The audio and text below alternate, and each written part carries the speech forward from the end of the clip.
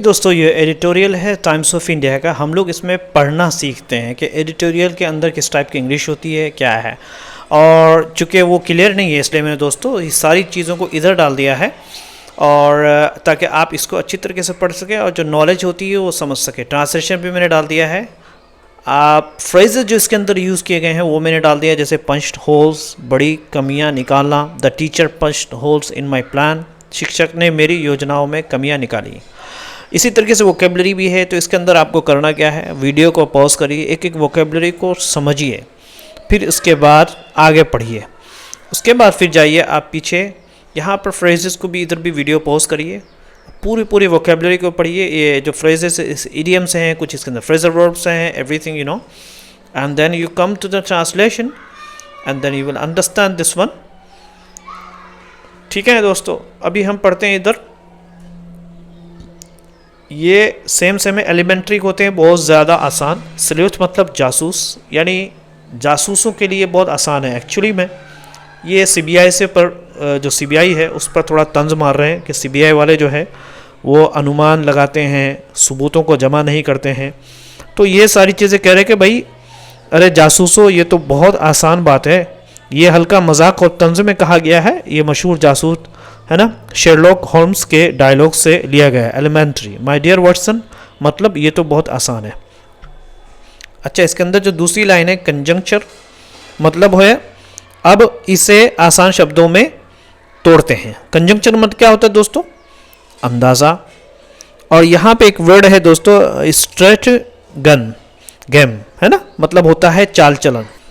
सो स्ट्रेटजम का मतलब होता है चाल या कोई भी चालाकी जो किसी को हराने के लिए बनाई जाती है। कह रहे कि अंदाज़ा और जो चालाकियाँ होती है वो सब्स्टिट्यूट यानी बदल नहीं सकती, जगह नहीं ले सकती फॉर एविडेंस का। यानी ये कहना चाह रहे हैं कि भाई सीबीआई वालों और जासूसों, ये तुम्हारे लिए बहुत आसान है। सबूतें जमा करो, जमा क्या करो, बजाय इसके कि तुम चालाकी चलते हो या उल्टे सीधे केस के अंदर उल्टी सीधी चीज़ें डालते हो, और इससे काम नहीं चलने वाला। समझ में आ रहा दोस्तों? चलिए हम इसको पढ़ते हैं एक एक करके। स्पेशल जज जो शुक्रवार को विशेष न्यायाधीश हैं Jitendra Singh, punched so many holes in CBI's daily exercise. Punched so many holes, कई कमियां निकाली। पंच्ड सो मेनी होल्स का मतलब होता है बहुत सारी कमियां निकाल दी। ठीक है, किस चीज़ में? सो मेनी होल्स इन सीबीआई के दिल्ली के एक्साइज पॉलिसी, यानी दिल्ली के जो शराब से ताल्लुक़ जो लगी हुई टैक्स की जो नीति है उस केस पर। फ्राइडे के शुक्रवार के दिन, दैट जो कि ख़त्म हुआ, ठीक है, वो इस चीज़ पर ख़त्म हुआ, लुकिंग लाइक अ सीव, ऐसा लग रहा था जैसे कि सीव का मतलब कई जाल, इतने छेद थे कि पूरे जाल थे। यानी केस इतना कमज़ोर था, सीबीआई से ने जो बनाया था वो बहुत ही कमज़ोर था।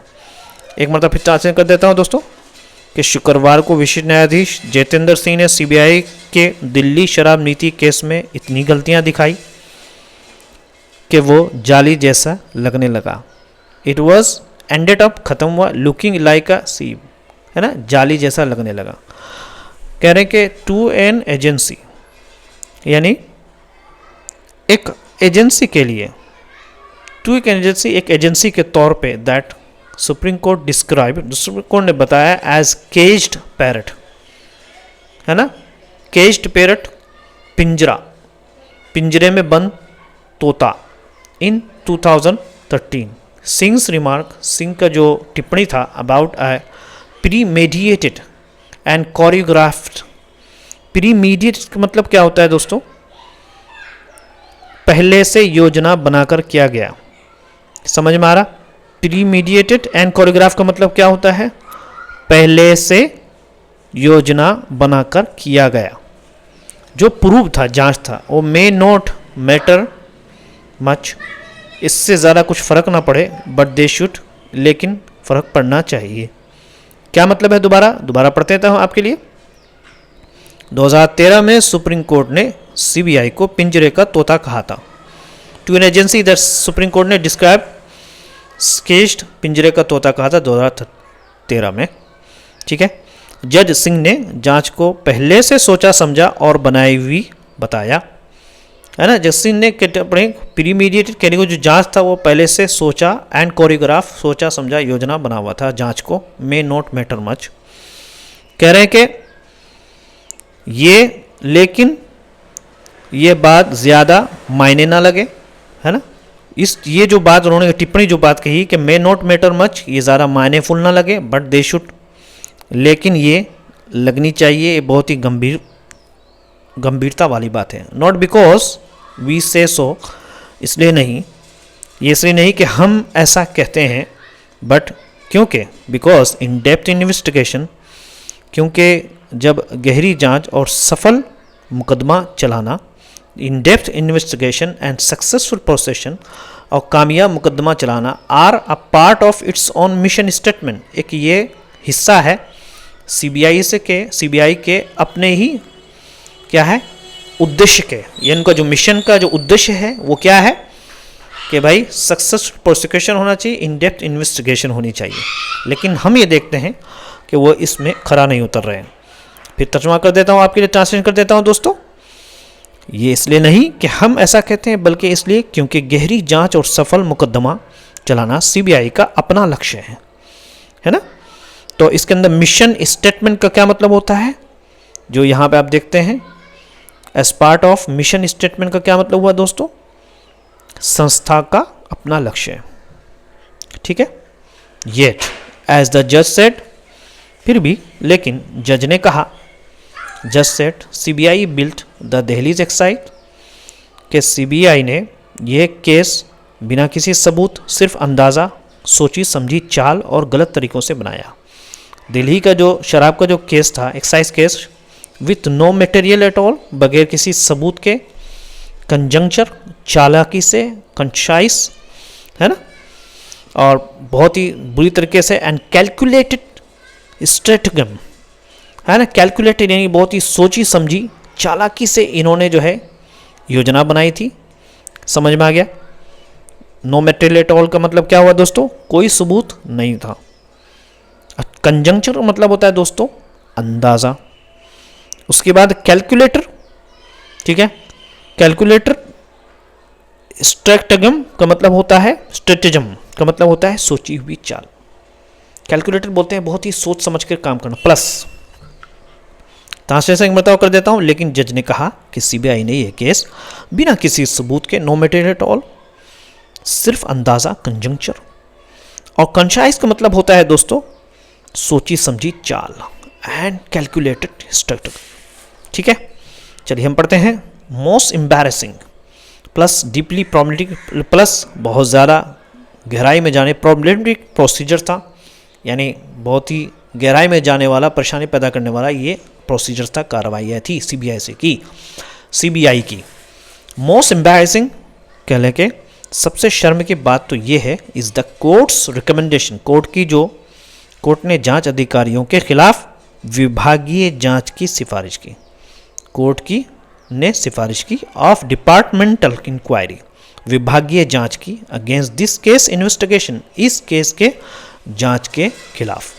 सीबीआई डिसएग्रीड, जैसा कि होना था कि सीबीआई इससे सहमत नहीं है, डिसएग्रीज, ऑफ कोर्स बिल्कुल वो होगी नहीं, एंड विल अपील भी करेगी, and we may not have I final verdict for years, और हो सकता है कि हम फाइनल जो है फैसला वो कई सालों तक हमें ना मिले। द 2G स्पेक्ट्रम केस, यानी 2G के स्पेक्ट्रम जो घोटाला हुआ था दोस्तों, case from 2009 is still at the high court stage, अभी भी हाई कोर्ट के स्टेज पे पड़ा हुआ है। But that's not the point, लेकिन असल बात ये नहीं है, बट्स नॉट दैट पॉइंट, लेकिन असली बात ये नहीं है।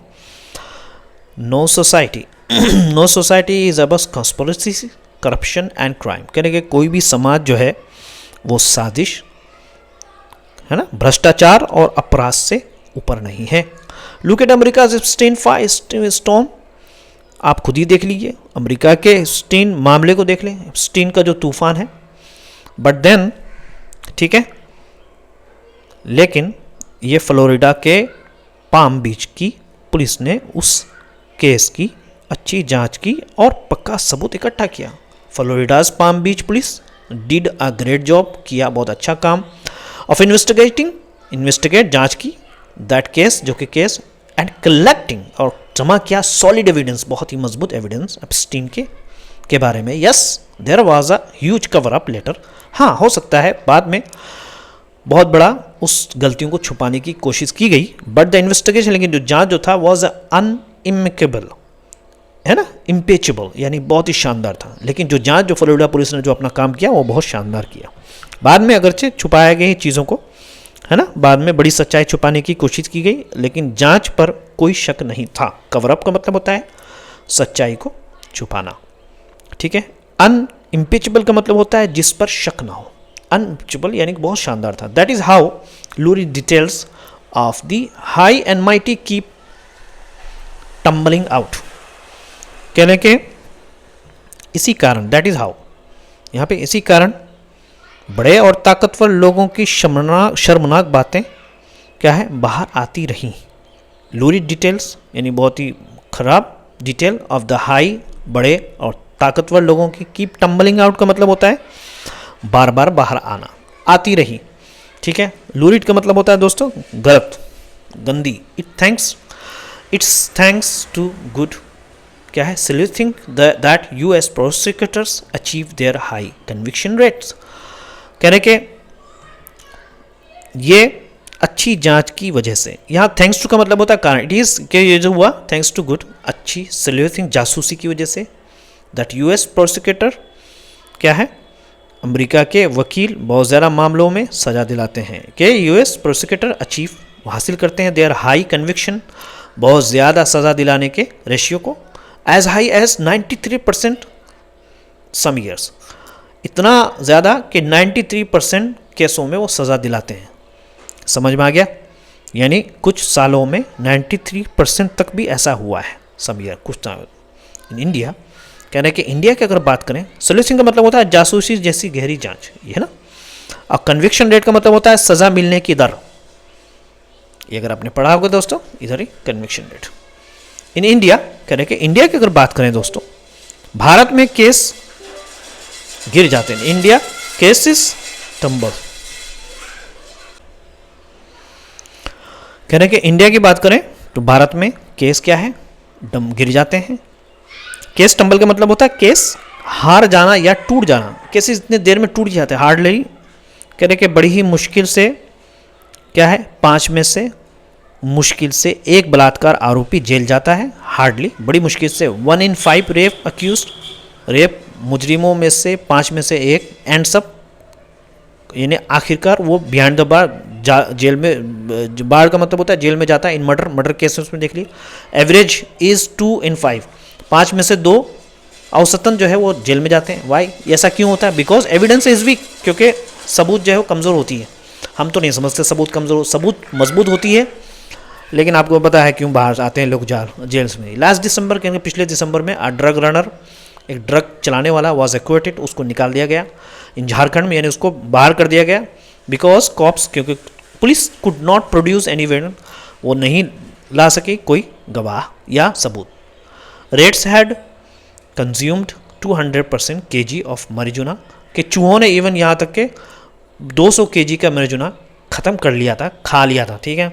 दिस इज़ वेयर, ये है जहाँ CBI can have a corrective influence, कि CBI हो सकती है बहुत अच्छी तरीके से अपने इन्फ्लुएंस को, अपने प्रभाव को दिखा सकती है bye setting a high standard, कि वो सेट करे अपने स्टैंडर्ड को ऊंचा करे ऑफ इन्वेस्टिगेशन, जांच के स्टैंडर्ड को ऊंचा करके। बियॉन्ड CBI के बाहर द दिल्ली का जो एक्सरसाइज जो केस है, शराब नीति के मुताबिक जो केस है, इज़ अ लेसन, एक सबक है फॉर प्रोसिक्यूटर्स टू, वकीलों के लिए भी, कि व्हेन एविडेंस इज फिल्म सी, कि जब एविडेंस, जब सबूत फिल्म सी मतलब फिल्म जैसा दिखने वाला सबूत पक्का ना हो, दे शुड पुश बैक, उन्हें दोबारा मेहनत करना चाहिए इंस्टेड ऑफ एक्टिंग, यहाँ तक कि वो नाटक करें जैसे कि प्रूफ एजेंसी के असिस्टेंट के तौर पे, के जांच एजेंसी के हेल्पर के तौर पे नाटक करें, इसके बजाय ये है कि वो एविडेंस को जमा करें। समझ में आ रहा है दोस्तों? दोबारा कर लेता हूँ, जब सबूत कमज़ोर हों तो उन्हें विरोध करना चाहिए। पुशबैक का मतलब होता है विरोध करना चाहिए, ना कि जांच एजेंसी के सहाय के तहत काम करना चाहिए, ठीक है। यानी अगर कुछ ऐसा है सच में शराब में, अगर आपको पता है कि भाई सबूत नहीं है, तो फालतू के किसी के ऊपर इल्ज़ाम नहीं लगाओ। मुझे लगा शायद लिटरली है ये इनके बारे में है, अपने अरविंद केजरीवाल साहब के बारे में।